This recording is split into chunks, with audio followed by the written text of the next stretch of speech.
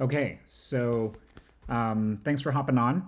I kind of want to talk through one of the initiatives that we've been working on since we launched the Bitcoin product community.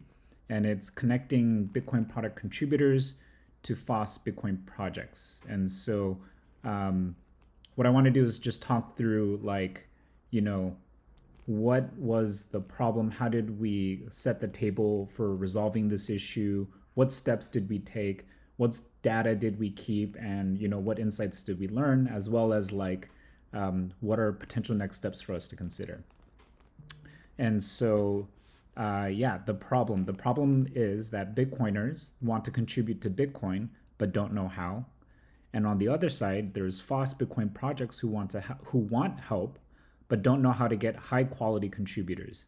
And the key issue here is high quality, because there can be a lot of people who can check out a FOSS project, but they don't stick around. So they'll like message and they'll ask questions and then they'll just like ghost. And that can be kind of exhausting for FOSS Bitcoin project contributors and maintainers. So since this is the problem, what we did was we decided to interview FOSS Bitcoin projects to see, what specific help do you need and what kind of contributor are you looking for? Like, is it a marketer? Is it a product manager? Is it someone who does documentation? Also, like, what kind of culture do you have? How big is your team size? And what is your ideal method in which, like, you want to onboard a contributor? So we dug into a lot of those types of questions. For contributors, we were interested in their Bitcoin background, why they wanted to contribute to a FOSS project. And we also were digging into, like, what was the deciding factor for them choosing to volunteer for a FOSS project in that specific role. And the goal of this was essentially to find the secret sauce before productizing it or automating a process. And then lastly, we wanted to create an MVP. And so this is kind of the PRD that we used when me, Kidlats, and Dudu met together. And I kind of outlined, what the purpose or the problem was. And we kind of broke it down into three stages. First is the market research. Next is the MVP, and then V1, maybe in the future we do like a very polished like website, job board, or something like that. But the reason we wanted to start with market research is because we wanted to avoid assumptions. And I think that's really important when we think about like creating a product for a specific group or niche market. We want to test and validate assumptions. And so that's why we did interviews. And I think, I forget who said this first, but like, when it comes to building a product, one way to go about it is to do the hard work first, right? Is to do the hard stuff first, and then automate the processes once you get a feel for like what the specific process is. And so that was one of the reasons why we decided to do market research instead of jumping immediately to an MVP. And so here you'll see the market research phase where we outline what are the things that we wanted to happen inside of this phase. And so we broke it down into user stories here, M1 to M4 or M5. M5 was a stretch goal. And I listed some requirements. And then here are some resources that we kept for all the documents that we created, the folders that we had.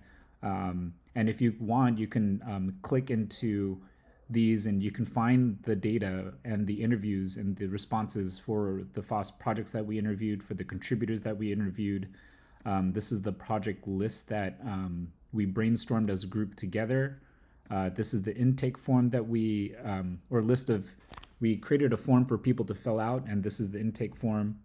So people who wanted to contribute to a FOSS project filled out that Google form, and you can see the responses here. And this is kind of like a FOSS opportunity. So this is kind of what we all the roles that we identified after we had some of the interviews. So for example, we needed someone to do multi-language support. Seed signer wanted developer recruitment, ticket issue organizer. This was really a product manager role. This got filled.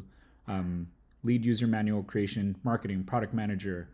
This is more of just like someone who just does the small work, project accessibility, and educator. So these are just kind of the different roles that surfaced as we talked to FOSS contributors. And after we interviewed the contributors, we would show them this sheet and just talk through each of the opportunities and let them kind of choose. And live on the call, we would talk through, what are some of their goals, what are some of their values. And it was just interesting to see what was the deciding factor for them to choose a specific project. And then, so that's the PRD. So we some of the insights that we got from the FOSS interviews, we interviewed 7 projects.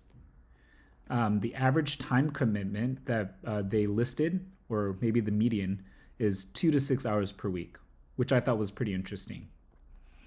Because when we first interviewed contributors, the minimum amount of hours that we were kind of asking people to commit to was 2 hours. Because you really can't do anything if you do less than 2 hours. I mean, even 2 hours a week is pretty hard to be super productive, but we thought at minimum they should do 2 hours. And so the regular ask was 2 to 6 from these FOSS projects. Project team size was generally 2 to 7, and this was kind of intentional. When we first started the looking, we found that there were a couple of types of FOSS projects, right? So there were multiple types of FOSS projects. Bitcoin Core is a FOSS project, but it's super massive without a central leader. And that would have been a really, really difficult, big project to kind of serve and send contributors to, right? And so the FOSS projects that we did end up reaching out to were a lot smaller. And one thing I wanted to highlight here is that for this initiative, we're basically creating a two-sided marketplace. We have contributors and FOSS Bitcoin projects. And one of the things I had to think through was like, the final MVP, who do we want to serve that for? Do we want to make it available to contributors, or do we want to tailor it to FOSS projects? And so that's another thing we had to think about. And then lastly, we really wanted this initiative to be about FOSS. So commercial Bitcoin companies who have opportunities or who need help, I think it's okay for them to post like job posts or whatever. But really these initiatives should be like paid in some shape or form. FOSS projects is majority volunteer. And so we wanted to really help the FOSS ecosystem grow. But, I think the commercial enterprise side, they can kind of like, they can figure it out. They have the money to pay for help and stuff. So that's the FOSS interviews. Variety of roles requested, including PM, translation help, marketing, documentation. For interviews, so these were the contributors. We interviewed 9 contributors, potential contributors. The time commitment median was about 5 hours a week. So it was higher. It was higher than 2 hours a week. And this is one of the things that I love about doing interviews, is because it challenges your assumption. My assumption was that 2 hours a week would be like the lowest that people would be willing to commit to, but it was actually 5. And the types of people that signed up to be connected to a FOSS project were mostly project managers, which was interesting because not necessarily product, but project. And so here's the background of contributors that I created a little graph for. So, there's marketing, product manager, project management. So we did get like, I think 1 or 2 product managers, but they were mostly project managers. And deciding factors. So this was some of the deciding factors for the contributors when they chose a FOSS project to commit to and volunteer. So value alignment was important, right? Like what kind of value does the team have? What kind of value or problem is the project solving? Like that was really important. And I think for long-term commitment, I think people with the same values as the project, that's like one of the strongest indicators. Like there's this one guy from Bitcoin Smiles, teeth health was like a really personal and important value for him. And because of that, he was like so quick to volunteer for Bitcoin Smiles. And so I just thought that was interesting because I think another assumption that we have is people they need money to contribute, right? They need to get paid to do work. But one of the things I realized was as I was interviewing these people, there are so many people who are super passionate about Bitcoin and they want to make a difference and they want to contribute and push Bitcoin forward. And they're willing to do it just because it aligns with their values. So I thought that was like really cool. Another one or two other ones was they worked in a fiat job and they were comfortable with the fiat job, but they wanted to help move the Bitcoin ecosystem forward. So this was kind of like their volunteer opportunity on the side. So, and the third factor was career. 33% of people thought that they viewed this as an opportunity for skill development and also as a way to network with people in the ecosystem to get a maybe landscape of the various tools that projects are using so that they can be kind of like on the cutting edge of being a subject matter expert.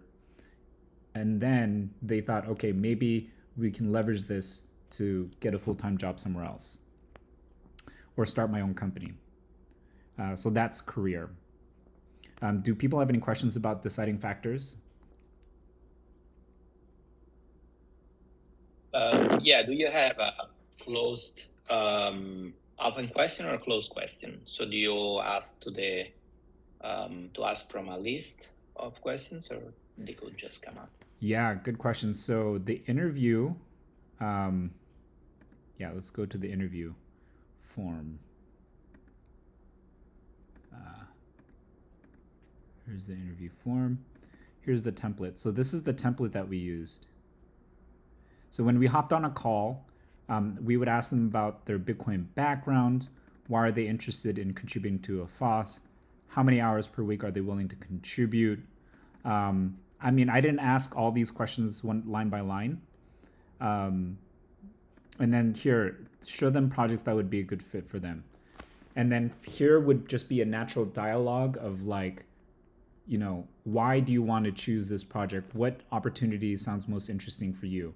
So this graph where I chose value alignment, fiat job, or career, it was me interpreting their responses and the conversation and why they chose it. So that it was me labeling their decision-making factor. Yeah. Cool. One thing I didn't catch, and you may have said this is, and you may not have asked this either, is do we have a sense of the contributors? What percent of them are working full time? What percent of them are freelancers? What percent of them are on like mini retirement / sabbatical right now? Yeah, I don't know the percentage, but most of them were actually working full time. Wow, that's actually impressive that they can offer 5 hours median. That's incredible. Yeah, and the way that they thought about it is, you know, we go to work, we can do like an action hour Monday through Friday. And so that's where the 5 hours came from.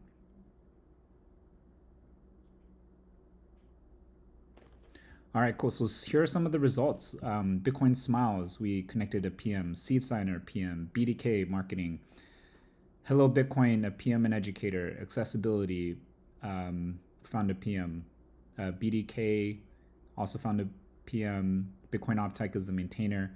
And one thing that was interesting was there were two other connections that I know of personally where they got connected to a FOSS project or a part-time gig just by being part of the Discord group. So they weren't part of the interview process. They weren't part of me showing them opportunities. Just by being active in the group, somebody reached out to them or they saw an opportunity in Discord and like reached out and they got connected that way. So I actually thought that was really cool because, you know, it kind of showed that you don't necessarily need to go in this flow to get a job or to get involved, but just being part of the group was help these people like develop their careers and stuff. Cool. So next steps, I think, after all this is to, I think, create a GitHub project that functions as a FOSS opportunity board. And FOSS projects will submit an issue and fill in this template of questions, which I'll show you in a bit. And the reason we chose GitHub is because that's where most Bitcoin FOSS projects are. Remember earlier I kind of mentioned it's a two-sided marketplace. Like, who do we want to really tailor this for? We decided to focus more on the FOSS projects because that's where a lot of the opportunities are. And we chose GitHub because that's where a lot of the FOSS projects work and live out of. Plus, it's great for skill development for contributors, for them to get familiar with GitHub and just see like a generic GitHub project board. I think will help them and let them get more accustomed to the fact that you don't need to be a coder necessarily to use GitHub. And so this is the template that we were going to include in the GitHub repo and project board. And so these are the basic questions that, let's say I'm a FOSS project contributor. I come to our GitHub, I create an issue, and then this template gets displayed. And so my job would be to fill out all these questions. Once I submit an issue inside of GitHub, it gets propagated to a GitHub project board. And so just to kind of explain to you visually what that looks like. So we have an organization, Bitcoin product community. We have a repo called proposals. This is where people make proposals for the community. And so just want to mimic for you what it would look like to be a FOSS project, to create an issue and ask for help in our system. So I come to our repo in our community, then I click on issues, and then I'm going to click new issue. Then we have templates here. So I just say get started, and then all of a sudden I have a template that populates. So the template, when I set this up, is going to populate these questions right here. I fill it out, blah, blah, blah. And then I can submit an issue. Once I submit an issue, I can create a workflow that will take this issue and automatically put it into a board, a GitHub projects. Okay. And so then we need to figure out the different statuses here. That's something I haven't thought through yet. But an issue or a task will get created automatically once an issue gets filed. And then this board is what contributors who are willing to volunteer for a Bitcoin project, they can come to this board and check out all the various opportunities. And one thing I noticed that as I was going through this process is that as people were joining our Discord, it was really important to be very quick with telling them what opportunity was available. So when people joined the Discord and in the intro channels, they're like, hey, I have a background in project or product management, really want to get involved. It was really important for somebody to respond and be like, hey, fill out this form and I'm going to interview you. And so I think by having this project board ready to go, as people join the Discord, we can auto DM them this resource. So it could be like a useful way for them to get started and contributing right away. Yeah. So that's kind of what I'm thinking for next steps as an MVP. Do people have questions about what we talked about? I have one question. Yeah. So when they fill this out, so they're given, I guess, their own contact info, and then the project can choose to reach out to them for interviews, right? Yeah, so that's a good question. So next steps for contributors, this is where we got to think about this a little bit more. But what was interesting as I was interviewing FOSS projects is that each project had their own way of wanting to onboard contributors. So leaving this open-ended, I think, is a little bit better for now. For example, there is BDK. They wanted to create a project board specifically for a product manager and create a whole bunch of tasks that a product manager could do. And their idea was, we want to create an issue, submit it, and then in this section right here where it says next step for contributors, if they want to get involved, they just drop a link to their project board. Once they did that, they end up in the project board, they see a list of tasks. Now it's upon the contributor to take initiative, take a look at the issues, and actually complete it. And in general, this is how I think a lot of FOSS Bitcoin projects work, is rather than immediately, I guess, like helping someone get onboarded right away, what they like to do is they like to take their time and watch people and observe people who continuously contribute. Because if they keep commenting and contributing and completing tasks over like a week or two or like a month, that's a really strong indicator that they're contributing for the right reasons, that they're committed, and they're going to be around for a while. So that's one example of how one FOSS project would want to onboard a contributor. So it's very, very hands-off-ish. But there are other ones where they're like, no, we want an email intro, you know. And so if that's the case, then we got to think through it a little bit more, because I don't think it's good for people to drop emails inside of here. But I think what happens is if they create an issue, they immediately get tagged in that issue. And then when someone comments on the issue, GitHub emails them that there's an update to the issue.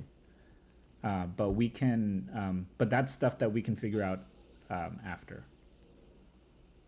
Okay, yeah, that makes sense. I guess each project can kind of choose how they want to do it. Yeah.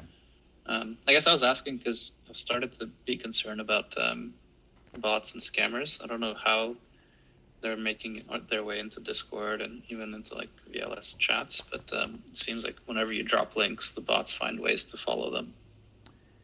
Yeah, that's really annoying. I think reducing PII as much as possible will be helpful. Yeah. And no dropping emails. Thankfully, like, I guess each project will choose how much they want to do. Yeah. I know people have been leaving comments in the chat, but I don't have visibility to chat. Can somebody read that out for me? There's nothing intelligent in there. Okay.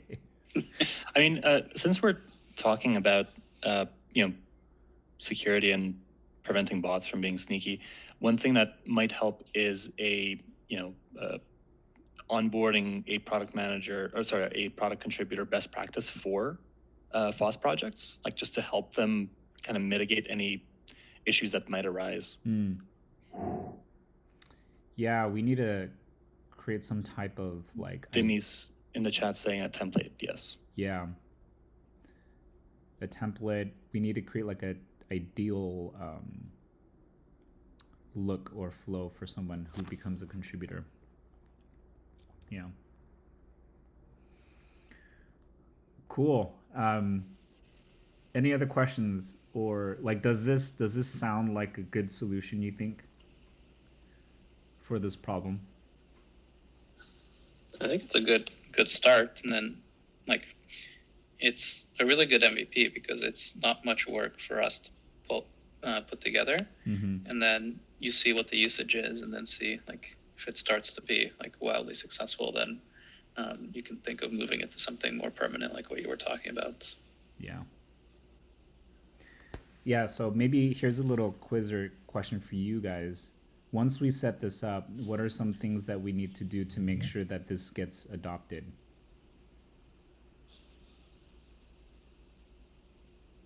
I think making sure that the FOSS projects out there know that this exists. 100%. Outreach. Outreach is going to be important for us to let them know that this exists, how to use it. And so onboarding FOSS projects to this is going to be helpful.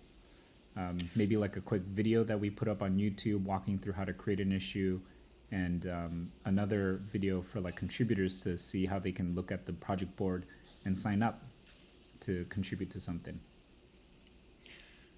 I agree with outreach, and another model we could take. You mentioned a YouTube video, which would be a lovely like first introduction to send also a landing page for our website specifically for this initiative, where we could use, for example, stats as a value prop, being like, of X many FOSS projects who received a contributor, are 4 out of 5, satisfied and happy, and this is the value that the contributor added. And then on the two-sided marketplace, the other side is, the contributors on average, work this many hours and have done these kinds of things, and here's a quote, right? So we could really like productize testimonials, it. Yeah, I like some that. testimonials, some numbers. Yeah, definitely. I think that definitely fits in the outreach bucket. I was thinking about when we announced this on Twitter, we can include the stats of like, this many people, we connected this many people to this many projects. These were the roles, things like that too. Yep. Another thing that might help as an ongoing testament to how successful this is doing like quarterly check-ins with both contributors and FOSS projects, just to get a sense of where things are at, satisfaction, what's working, what's not, so that we could, aim, fire, adjust, aim, fire, adjust, aim, fire, adjust. Totally. And that could be fed back into the content mix. Yeah.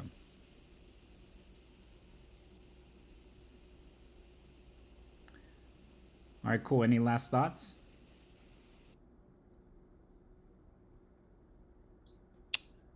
An obvious thought that everybody here is probably thinking is, this is very inspiring. E, thank you for taking us along the journey, and look forward to the next steps. Thanks. Yeah, speaking of next steps, I think what I'm going to do is I'm going to create a proposal here in this. I'm going to outline the steps that we took, link all the docs, and then I'm going to propose it to the people and maybe give it like 1 or 2 weeks for a rough consensus. And if everyone's good with it, we can like start marketing it and building this out. I'm excited. Cool. All right, well, that's kind of it. Hopefully this was helpful and kind of showed you how maybe I approach creating a product, the steps that we took, the rationale behind it as well. I will see y'all on Discord.